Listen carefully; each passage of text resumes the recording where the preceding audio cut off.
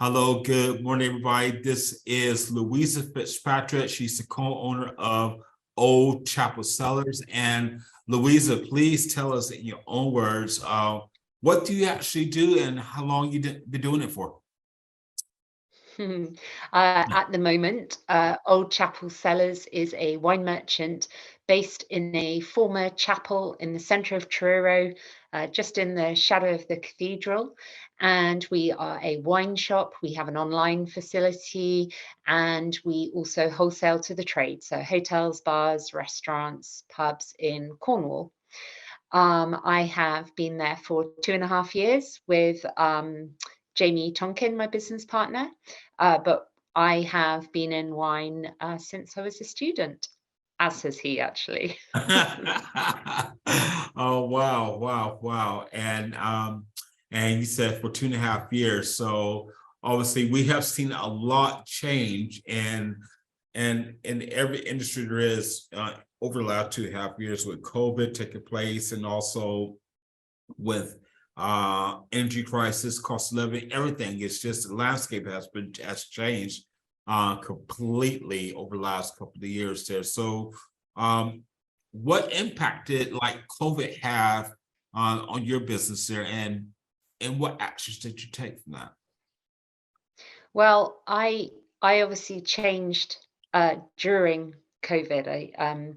So I was at St Austell Brewery for 15 years as their head of wine, and pre-COVID, in those days, pre-COVID, I had already been thinking about my next step and what I wanted to do next, and call it a slight mid-career crisis. But I'm not a risk taker, so actually for probably the best part of 2 years, I was looking at different options and opportunities. Um, Without a doubt, with the first lockdown and being at home with two small children and not being away as much, whereas I used to be away probably a night every week, Mhm. um, that does make you kind of reevaluate the different opportunities open for job opportunities. And that is how I ended up joining forces with Jamie Tonkin at Old Chapel Cellars. So, in terms of how the pandemic affected business, actually, in that first lockdown, when everyone slightly turned into alcoholics, I wasn't there, and I know it was the busiest month that he had ever had in his trading since 2009. Um, in terms of how it then affected once I joined, yeah, by the second lockdown, and it was dark, cold November, actually no one was interested in drinking much wine. But what it did give us time to do, obviously, business growth was not what we had hoped for or expected, but it did give us time to reflect, to make plans, to write strategy, to focus on what we were doing. And actually, I question whether we would have had the time and resource to get certified for the B Corp accreditation had we been at full pelt. Um, because we're really proud of our B Corp certification, but it is an enormous amount of work.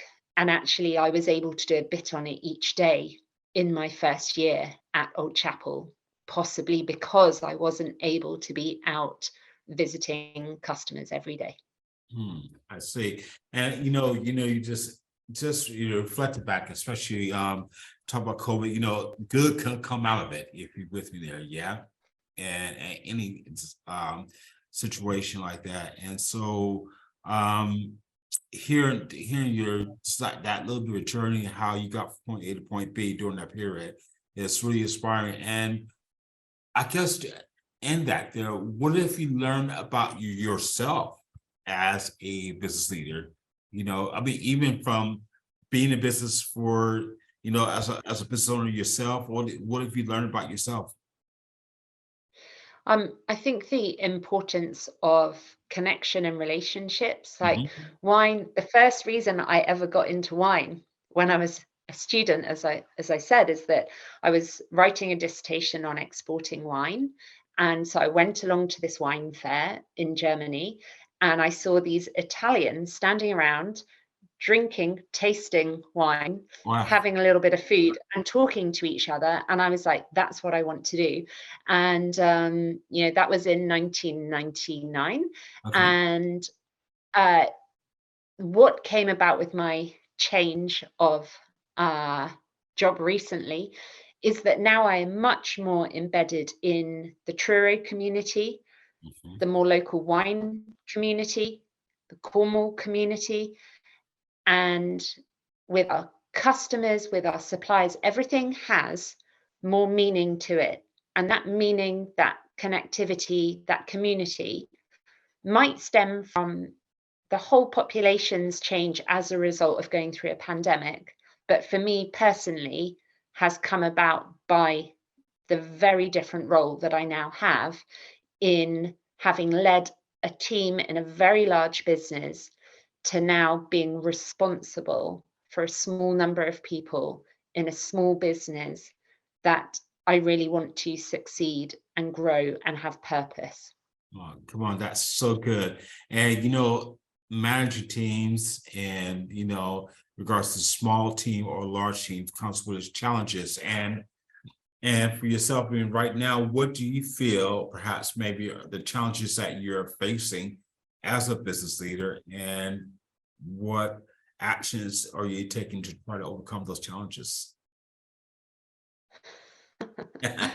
I'm wine, it still stems back to Brexit. So yes, there's Okay. cost of living. Yeah. Yes, there was pandemic, but before then, the impact of Brexit on importing wine, especially for small businesses, I would go as far to say that it is almost crippling to the business because of the administrative resource in terms of time and cost, and also the factors that all the other challenges are impacting on. So, for example, Brexit means that some countries no longer see the UK as an enticing market to sell wine to, or the prices have gone up, or during COVID, there were fewer workers to work at the docks to get the wine on a ship over to the UK.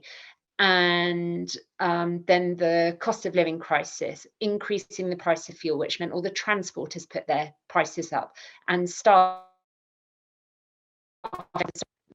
the to move the wine around the world. Then you have the impact of climate change. We had a heat wave last year that actually was really beneficial for the English vineyards. It's good that there is one small advantage to global warming, but actually it had a really negative impact Mm. in many other countries. And it just all mounts up to create many challenges in the wine trade. And never had I imagined what the impact of that is on cash flow Yes. Yes. when you need to hold a huge amount of wine in order to supply the hotels, bars, and restaurants. Yes, I see. I see. And in regards to challenges, have you what kind of steps have you taken to, I guess, overcome those and not always being at the mercy with global warming and logistics, cost of the house, right, prices rising. What have you done about that? Or is that something in work in progress? Both. Yeah. It's obviously work in progress. We concentrate on our inventory, logistics, and purchasing on a daily basis. So, despite me wearing more of a sales and marketing hat and Jamie being more purchasing inventory, we both work together every day on kind of the shipping and inventory and forecasting. We work more directly with wineries abroad. Now, actually, on that, you could say it's easier to just buy from UK agents because that would actually solve the cash flow issue. But in terms of all those challenges that I mentioned, we feel safer having a bit more control over the supply chain, Okay. from tasting the samples, building the relationship with the supplier, arranging for the transportation of the wine from there to when it gets to us in Truro, doing all the quality control. And I would say that just that constant attention and the benefit of our experience in the trade is how we manage the challenges. Yeah.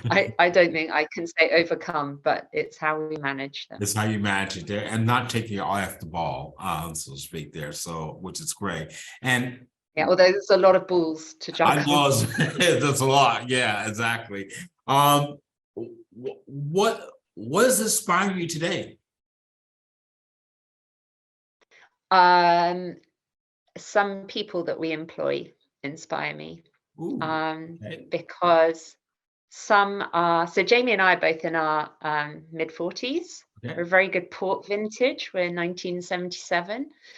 And we have some colleagues who are 20 years younger than us. And what they bring in terms of their generation's aspirations and how they work and how they engage is fascinating. And then we also have two colleagues that are significantly older than us. And it is really great to see how they work as well. And that team never fails to inspire me and infuse me and sort of keep my feet on the ground as well. Yes, because you got like I say, you got that. It's almost a great balance of ages there. You know, like I said, the older ones mature. I guess brings that wealth of wisdom, and obviously, the young ones are just ambitious and new ideas, and yeah, and it's great just to have a bit of both there, which is that is inspiring. We do laugh a lot. We laugh a lot at each other Yeah. collectively. Yeah, and that's good. That's really good. That's really good. And you know what? I'll ask you, Lassa, what advice would you give to a 18-year-old who wants to start their own business? Well, I'm slightly fussful in that because I didn't start my own business. I joined You join, Jamie yeah. when he'd founded it since '09. But I would say that we have really completely changed the way the business looks in the last 2.5 years. So if we go with that, is the main difference is that I came from a very large business where I didn't need to know the pressures of the finances. Mhm. So, of course, I had to monitor costs, margins, and so on. But it has been a really steep learning curve, but one that I've absolutely relished learning about the cash flow, the ins and the outs, what you can do, what you can't, and how every single decision, the finances affect that. Yes. And we're in a good position as well. And yet despite that good, healthy financial position, it's really eye-opening. And I'm so glad that I've got to experience it in my lifetime. Oh, Others may say differently. oh, great. Well, I tell you what, I will say again, Louisa, thank you so much for today. This concludes the interview, but really inspiring conversations with you. And yeah, really enjoyed this there. So thank you very much again. Thank you.